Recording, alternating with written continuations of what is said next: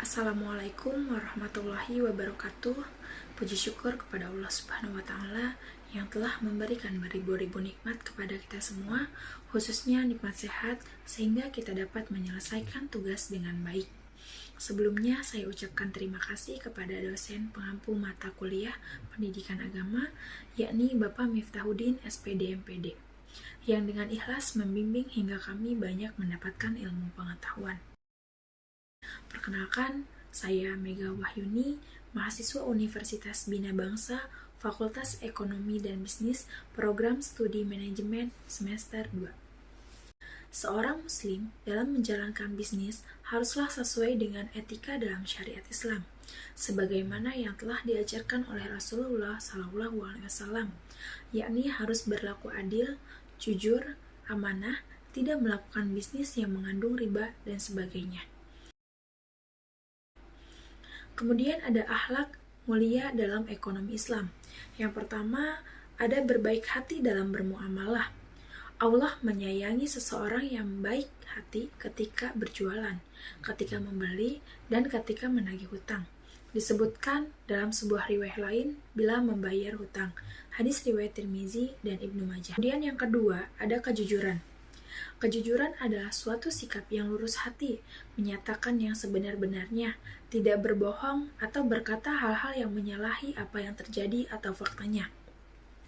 Sebagaimana hadis yang diriwayatkan oleh Tirmizi, penjual dan pembeli bebas memilih selama belum putus transaksi. Jika keduanya bersikap benar dan mau menjelaskan kekurangan barang yang diperdagangkan, maka keduanya mendapat berkah dari jual belinya. Namun, jika keduanya saling menutupi aib barang dagangan itu dan berbohong, maka jika mereka mendapatkan laba, hilanglah berkah jual beli itu. Kemudian yang ketiga, ada menepati amanah atau tanggung jawab. Dalam berdagang dikenal istilah menjual dengan amanah. Maksudnya, penjual harus menjelaskan ciri-ciri barang, kualitas barang, dan harga barang dagangan kepada pembeli tanpa melebih-lebihkannya. Amanat bertambah penting ketika kita membentuk serikat dagang, seperti melakukan bagi hasil atau menitipkan barang dagangan. Dalam hal ini, kedua pihak harus percaya dan memegang janji demi kemaslahatan bersama. Kemudian, dalam ekonomi, akhlak terbagi menjadi 4. Yang pertama, itu ada akhlak Islam dalam produksi. Akhlak utama dalam produksi yang wajib diperhatikan kaum muslimin, baik secara individual maupun secara bersama-sama, ialah bekerja pada bidang yang dihalalkan oleh Allah, tidak melakukan apa yang diharamkannya. Ada konsep etika produksi. Yang pertama, menurut Yusuf Al-Qadrawi, yaitu menjaga sumber daya alam dari polusi dan kerusakan, memproduksi barang dan jasa yang halal dan tidak berlebihan, memproduksi barang yang memberikan manfaat dan tidak membahayakan, tidak semata-mata mencari keuntungan maksimal. Kemudian yang kedua, ada konsep etika produksi menurut Muhammad Najatullah Siddiqi, yaitu memperhatikan kepentingan masyarakat dengan memproduksi dan pemberlakuan harga rendah pada barang-barang pokok, tidak mengejar keuntungan maksimum semata. Barang haram tidak boleh diproduksi dan tidak boleh memproduksi yang berlebihan, mengurangi produksi barang mewah, dan meningkatkan produksi barang pokok atau barang yang penting. Yang kedua, ada akhlak Islam dalam bidang konsumsi. Setiap hari selama hidup, manusia selalu melakukan kegiatan makan dan minum. Karena dengan makan dan minum akan memberikan tenaga dan kekuatan yang diperlukan untuk mempertahankan kehidupan.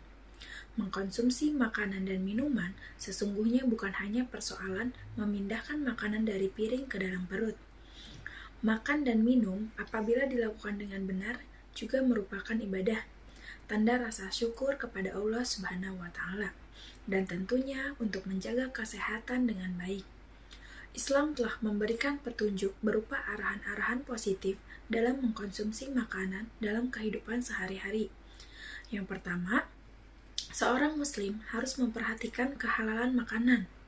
Makanan yang baik yang dibolehkan memakannya menurut ajaran Islam, yaitu sesuai dengan Al-Quran dan hadis. Kemudian yang kedua, seorang muslim harus peka terhadap sesuatu yang dilarang oleh Islam. Islam tidak hanya mengatur perkara halal saja, tetapi juga menyebutkan beberapa jenis makanan yang diharamkan, seperti menghindari konsumsi minuman khamr dan makan daging babi. Yang ketiga, ada pembatasan dalam hal kuantitas atau ukuran konsumsi. Makanan yang baik yaitu segala makanan yang dapat membawa kesehatan bagi tubuh, dapat menimbulkan nafsu makan, dan tidak ada larangan dalam Al-Quran maupun hadis. Selanjutnya yang ketiga, itu ada akhlak Islam dalam bidang sirkulasi. Sirkulasi yang dimaksud adalah kumpulan perjanjian dan proses yang dimana manusia menjalankan aktivitasnya.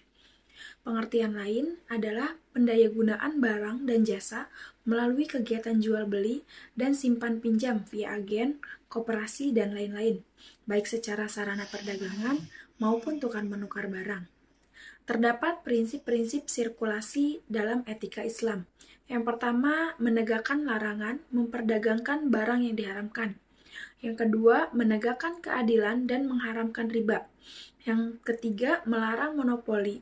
Monopoli yang dilarang yaitu penimbun membelinya dari pasar umum, membeli barang ketika harganya murah dan dijual kembali dengan harga yang lebih tinggi, serta menimbun barang pada saat masyarakat sedang membutuhkan barang tersebut. Kemudian yang keempat, menegakkan toleransi dan persaudaraan. Yang kelima, berpegang pada prinsip bahwa perdagangan adalah bekal menuju akhirat. Selanjutnya yang keempat, yaitu akhlak Islam dalam bidang distribusi. Kegiatan distribusi merupakan kegiatan penyaluran barang dari produsen ke konsumen, melalui rantai pemasaran atau dari lokasi produksi ke berbagai lokasi di mana konsumen berada. Dalam distribusi meliputi dua aspek, yaitu perbelanjaan institusi yang akan melakukan kegiatan mendistribusikan barang, pedagang besar atau grosir, pedagang eceran atau pengecer, dan agen pemasaran atau agen, dan daur ulang cara penyimpanan atau penggudangan, dan alat-alat pengangkutan yang akan mendistribusikan barang dari pabrik perusahaan ke institusi-institusi yang membantu memasarkan barang kepada para konsumen. Islam sangat mendukung pertukaran barang dan perdagangan yang produktif, dan mendukung para pedagang yang berjalan di muka bumi mencari sebagian dari karunia Allah, dan membolehkan orang memiliki modal untuk berdagang. Jadi, dalam mendistribusikan harus berdasarkan dengan prinsip-prinsip Islam, yaitu mencari keuntungan yang wajar, mendistribusikan yang meluas, keadilan sosial, dan larangan ikhtiar. Oleh karena itu, dengan kita menggunakan prinsip dalam etika distribusi ekonomi Islam agar tidak terjadi kerawanan sosial terhadap masyarakat. Akhlak Islam dalam bisnis. Rasulullah SAW berkali-kali menganjurkan bagi manusia untuk berdagang, dikarenakan terdapat berbagai rezeki dan manfaat yang dapat diperoleh di dalamnya. Selain itu, dengan melaksanakan kegiatan berdagang akan terciptanya interaksi yang baik dan dapat membantu menjalin hubungan silaturahmi antar masyarakat. Dalam etika bisnis Islam, terdapat prinsip ataupun landasan yang perlu dijalankan dan merupakan pedoman dasar dalam berbisnis yang baik. Etika bisnis Islam berprinsip untuk selalu menjunjung tinggi dan melaksanakan nilai-nilai yang ada di Al-Quran serta hadis. Oleh karena itu, apa yang diajarkan dan dianjurkan untuk dilakukan merupakan sesuai dengan syariat Islam yang baik dan benar. Seorang pembisnis muslim yang menerapkan etika berbisnis Islam akan mendapatkan banyak manfaat dan terhindar dari apa yang dilarang oleh Allah Subhanahu wa Ta'ala, seperti keberadaan dan penggunaan riba yang sangat dilarang dalam agama. Hal tersebut diperkuat dengan potongan arti surat Al-Baqarah ayat 275. Allah telah menghalalkan jual beli dan mengharamkan riba. Sebagai seorang muslim yang baik, menjauhi apa yang dilarang oleh Allah Subhanahu wa Ta'ala dan menjalankan apa yang diajarkannya adalah sebuah keharusan. Terdapat 5 hal yang perlu diterapkan dalam berbisnis yang baik. Pertama, kesatuan atau tauhid, yaitu bersatunya berbagai aspek-aspek kehidupan muslim dari berbagai bidang. Kedua, keseimbangan atau adil. Sebagai seorang muslim yang baik, berlaku adil merupakan keharusan dalam beraktivitas, dengan tidak berlaku zalim maupun curang. Ketiga, kehendak bebas. Setiap manusia memiliki kebebasan dalam bertindak dan beraktivitas. Tetapi sebagai seorang muslim, kita memiliki kewajiban untuk mengeluarkan infak, zakat, dan sedekah saat memiliki penghasilan yang berlebih. Keempat, tanggung jawab. Di sini masih bersangkutan dengan kehendak bebas pada poin sebelumnya, di mana saat manusia memiliki kehendak bebas, perlu disadari bahwa masih terdapat berbagai tanggung jawab. Salah satunya mempertanggungjawabkan kehendak bebas yang dimilikinya. Kelima, kebenaran dan kejujuran merupakan salah satu aspek penting yang perlu ditanamkan dalam diri setiap muslim. Karena dengan bersikap jujur, seorang tidak berdusta dalam terucap, dan timbulnya kepercayaan antar manusia saat menjalin kerjasama maupun sekedar beraktivitas sehari-hari. Cukup sekian dari saya, terima kasih sudah menonton video ini. Jangan lupa subscribe and follow.